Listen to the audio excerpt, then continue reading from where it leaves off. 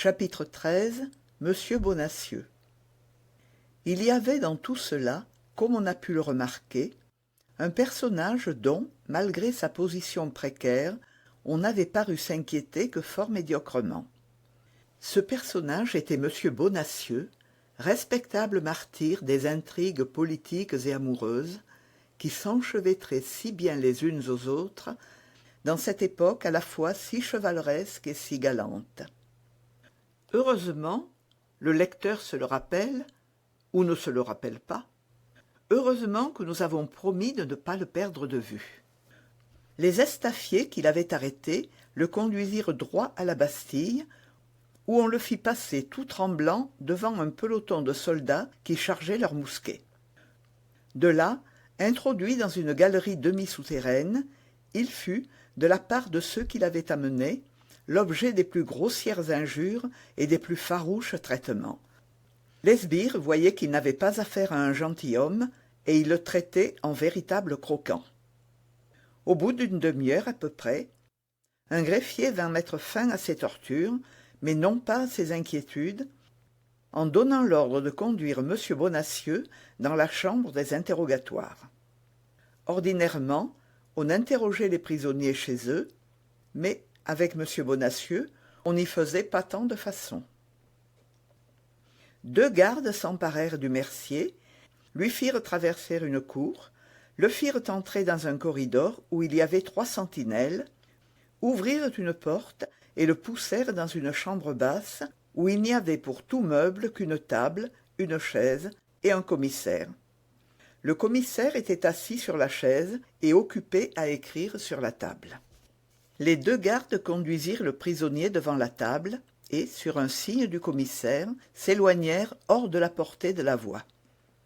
Le commissaire, qui jusque-là avait tenu sa tête baissée sur ses papiers, la releva pour voir à qui il avait affaire. Ce commissaire était un homme à la mine rébarbative, au nez pointu, aux pommettes jaunes et saillantes, aux yeux petits mais investigateurs et vifs, à la physionomie tenant à la fois de la fouine et du renard. Sa tête, supportée par un cou long et mobile, sortait de sa large robe noire en se balançant, avec un mouvement à peu près pareil à celui de la tortue tirant sa tête hors de sa carapace. Il commença par demander à M. Bonacieux ses noms et prénoms, son âge, son état et son domicile.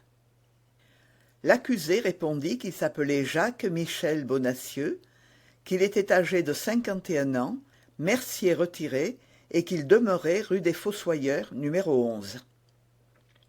Le commissaire, alors, au lieu de continuer à l'interroger, lui fit un grand discours sur le danger qu'il y a pour un bourgeois obscur à se mêler des choses publiques.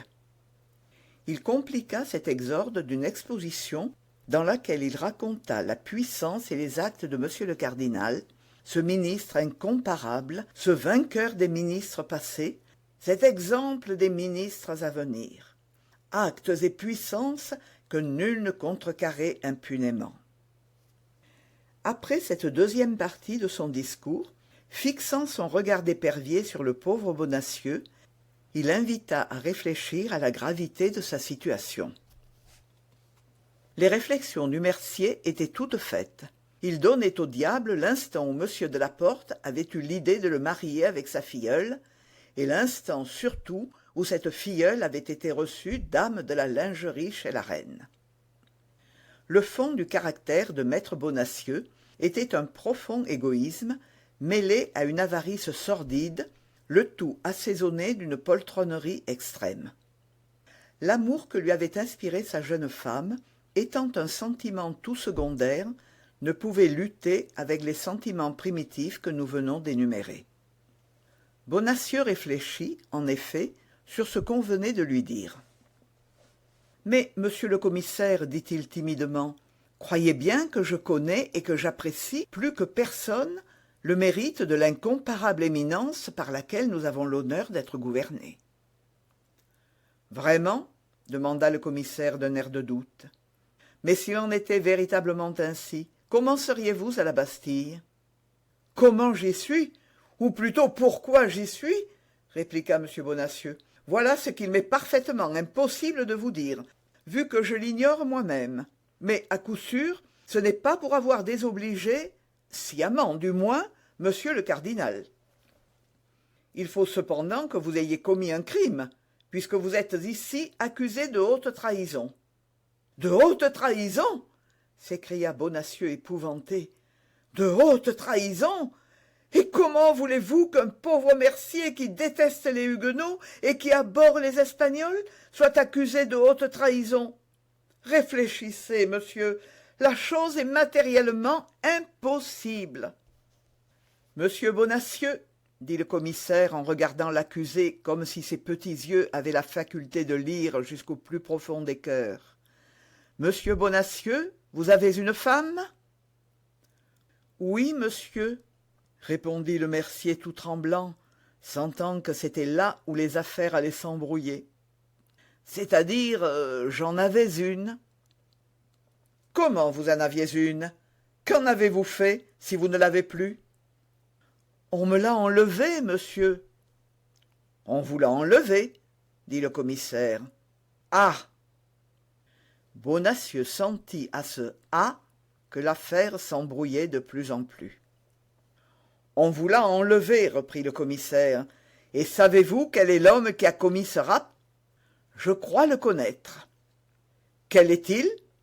Songez que je n'affirme rien, monsieur le commissaire, et que je soupçonne seulement. Qui soupçonnez-vous? Voyons, répondez franchement.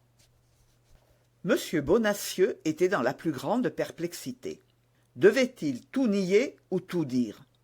En niant tout, on pouvait croire qu'il en savait trop long pour avouer. En disant tout, il faisait preuve de bonne volonté. Il se décida donc à tout dire. « Je soupçonne, dit-il, un grand brun, de haute mine, lequel a tout à fait l'air d'un grand seigneur. Il nous a suivis plusieurs fois, à ce qu'il m'a semblé, quand j'attendais ma femme devant le guichet du Louvre pour la ramener chez moi. » Le commissaire parut éprouver quelque inquiétude. « Et son nom ?» dit-il. « Oh, quant à son nom, je n'en sais rien.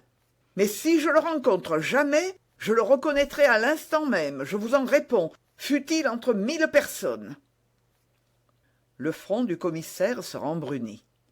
« Vous le reconnaîtriez entre 1000, dites-vous » continua-t-il.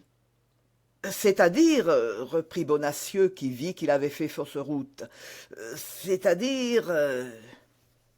Vous avez répondu que vous le reconnaîtriez, dit le commissaire. C'est bien, en voici assez pour aujourd'hui. Il faut, avant que nous allions plus loin, que quelqu'un soit prévenu que vous connaissez le ravisseur de votre femme. « Mais je ne vous ai pas dit que je le connaissais !» s'écria Bonacieux au désespoir. « Je vous ai dit au contraire !»« Emmenez le prisonnier !» dit le commissaire aux deux gardes. « Et où faut-il le conduire ?» demanda le greffier. « Dans un cachot. »« Dans lequel ?»« Oh, mon Dieu, dans le premier venu, pourvu qu'il ferme bien !»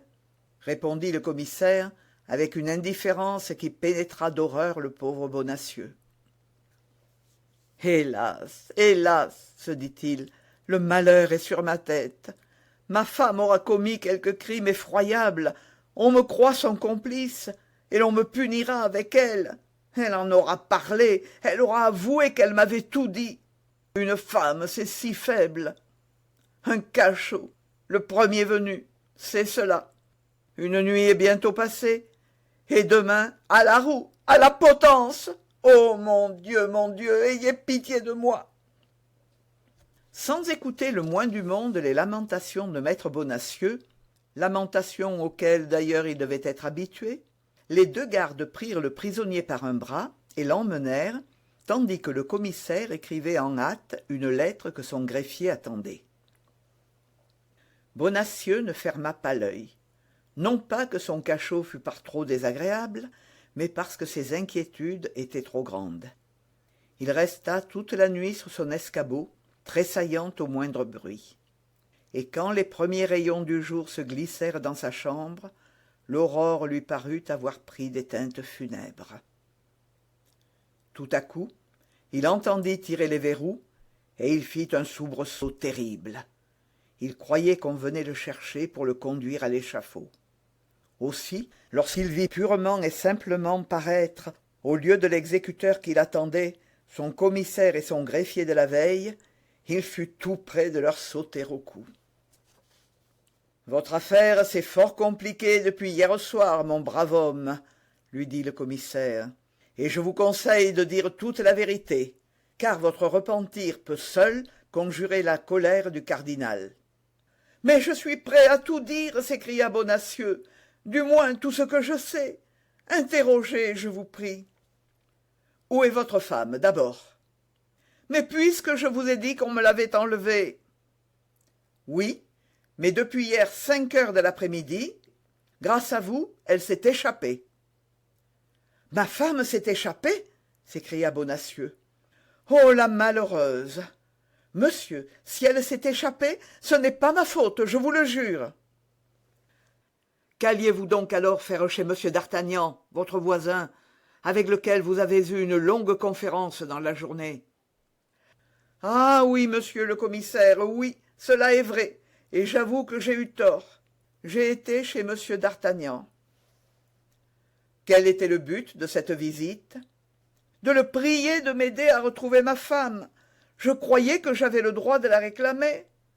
Je me trompais à ce qu'il paraît, et je vous en demande bien pardon. » « Et qu'a répondu monsieur d'Artagnan ?»« Monsieur d'Artagnan m'a promis son aide, mais je me suis bientôt aperçu qu'il me trahissait. » « Vous en imposez à la justice.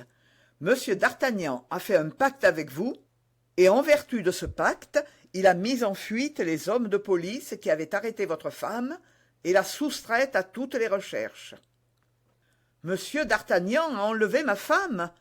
Ah ça, mais que me dites-vous là ?»« Heureusement, monsieur d'Artagnan est entre nos mains, et vous allez lui être confronté. »« Ah, ma foi, je ne demande pas mieux, » s'écria Bonacieux. « Je ne serais pas fâché de voir une figure de connaissance. »« Faites entrer monsieur d'Artagnan, » dit le commissaire aux 2 gardes. Les 2 gardes firent entrer Athos. « Monsieur d'Artagnan, » dit le commissaire en s'adressant à Athos, « déclarez ce qui s'est passé entre vous et monsieur. »« Mais, » s'écria Bonacieux, « ce n'est pas monsieur d'Artagnan que vous me montrez là ?»« Comment, ce n'est pas monsieur d'Artagnan ?» s'écria le commissaire. « Pas le moins du monde, » répondit Bonacieux. « Comment se nomme monsieur ?» demanda le commissaire. « Je ne puis vous le dire, je ne le connais pas. »« Comment, vous ne le connaissez pas ?»« Non. »« Vous ne l'avez jamais vu ?»« Si fait, mais je ne sais comment il s'appelle. »« Votre nom ?» demanda le commissaire. « Athos, » répondit le mousquetaire. « Mais ce n'est pas un nom d'homme, ça, c'est un nom de montagne !» s'écria le pauvre interrogateur qui commençait à perdre la tête. « C'est mon nom, » dit tranquillement Athos. « Mais vous avez dit que vous vous nommiez d'Artagnan. »« Moi ? » ?»« Oui, vous. »« C'est-à-dire que c'est à moi qu'on a dit « Vous êtes monsieur d'Artagnan ?» J'ai répondu « Vous croyez ?» Mes gardes se sont écriés qu'ils en étaient sûrs. Je n'ai pas voulu les contrarier. D'ailleurs, je pouvais me tromper. « Monsieur, vous insultez à la majesté de la justice. »« Aucunement, » fit tranquillement Athos. « Vous êtes monsieur d'Artagnan. »« Vous voyez bien que vous me le dites encore. »« Mais, » s'écria à son tour monsieur Bonacieux, « je vous dis, monsieur le commissaire, qu'il n'y a pas un instant de doute à avoir. Monsieur d'Artagnan est mon hôte, et par conséquent, quoiqu'il ne me paie pas mes loyers, et justement même à cause de cela, je dois le connaître. Monsieur d'Artagnan est un jeune homme de 19 à 20 ans à peine, et monsieur en a 30 au moins. Monsieur d'Artagnan est dans les gardes de monsieur des Essarts, et monsieur est dans la compagnie des mousquetaires de monsieur de Tréville. Regardez l'uniforme, monsieur le commissaire, regardez l'uniforme. « C'est vrai, » murmura le commissaire, « c'est pardieu vrai. » En ce moment, la porte s'ouvrit vivement, et un messager, introduit par un des guichetiers de la Bastille, remit une lettre au commissaire. « Oh, la malheureuse !» s'écria le commissaire. « Comment? Que dites-vous? De qui parlez-vous? Ce n'est pas de ma femme, j'espère. » « Au contraire, c'est d'elle. Votre affaire est bonne, allez. » « Ah ça !» s'écria le mercier exaspéré. « Faites-moi le plaisir de me dire, monsieur, comment mon affaire à moi peut s'empirer de ce que fait ma femme pendant que je suis en prison. » « Parce que ce qu'elle fait est la suite d'un plan arrêté entre vous, plan infernal. » « Je vous jure, monsieur le commissaire, que vous êtes dans la plus profonde erreur, que je ne sais rien au monde de ce que devait faire ma femme, que je suis entièrement étranger à ce qu'elle a fait, et que si elle a fait des sottises, je la renie, je la dément, je la maudis. »« Ah ça !» dit Athos au commissaire. « Si vous n'avez plus besoin de moi ici, renvoyez-moi quelque part.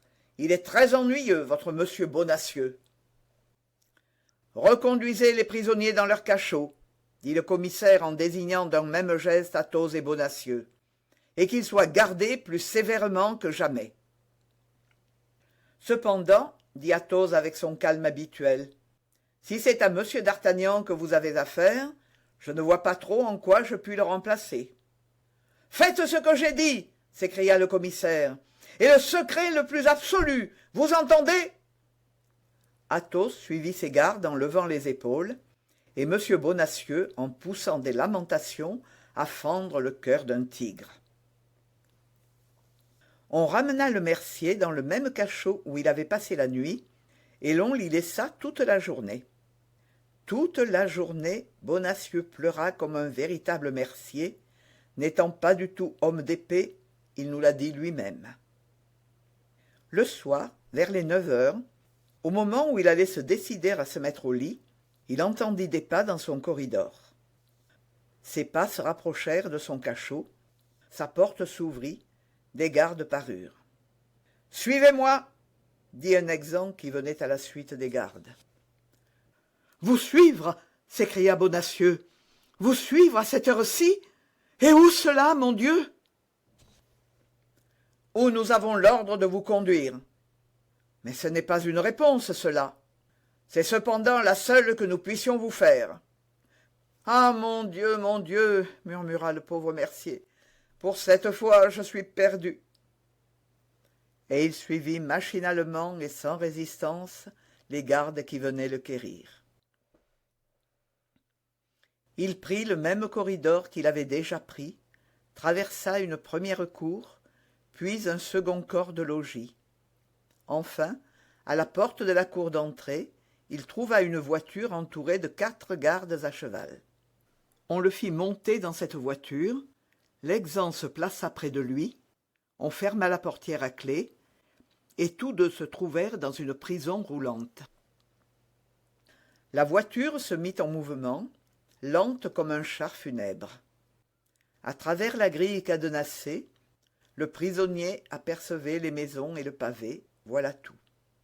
Mais, en véritable Parisien qu'il était, Bonacieux reconnaissait chaque rue aux bornes, aux enseignes, aux réverbères.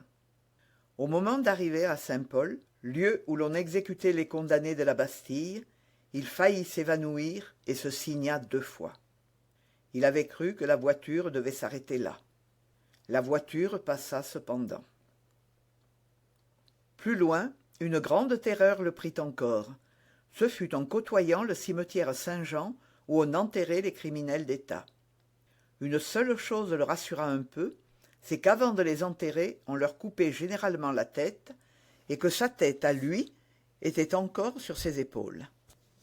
Mais, lorsqu'il vit que la voiture prenait la route de la Grève, qu'il aperçut les toits aigus de l'hôtel de ville, que la voiture s'engagea sous l'arcade, il crut que tout était fini pour lui, voulut se confesser à l'exempt, et, sur son refus, poussa des cris si pitoyables que l'exempt annonça que, s'il continuait à l'assourdir ainsi, il lui mettrait un bâillon. Cette menace rassura quelque peu Bonacieux. Si l'on eût dû l'exécuter en grève, ce n'était pas la peine de le bâillonner, puisqu'on était presque arrivé au lieu de l'exécution. En effet, la voiture traversa la place fatale sans s'arrêter. Il ne restait plus à craindre que la croix du Trahoir. La voiture en prit justement le chemin. Cette fois, il n'y avait plus de doute. C'était à la croix du Trahoir qu'on exécutait les criminels subalternes. Bonacieux s'était flatté en se croyant digne de Saint-Paul ou de la place de Grève. C'était à la croix du Trahoir qu'allait finir son voyage et sa destinée. Il ne pouvait voir encore cette malheureuse croix, mais il la sentait en quelque sorte venir au-devant de lui. Lorsqu'il n'en fut plus qu'à une vingtaine de pas, il entendit une rumeur, et la voiture s'arrêta. C'était plus que n'en pouvait supporter le pauvre Bonacieux, déjà écrasé par les émotions successives qu'il avait éprouvées. Il poussa un faible gémissement, qu'on eût pu prendre pour le dernier soupir d'un moribond, et il s'évanouit.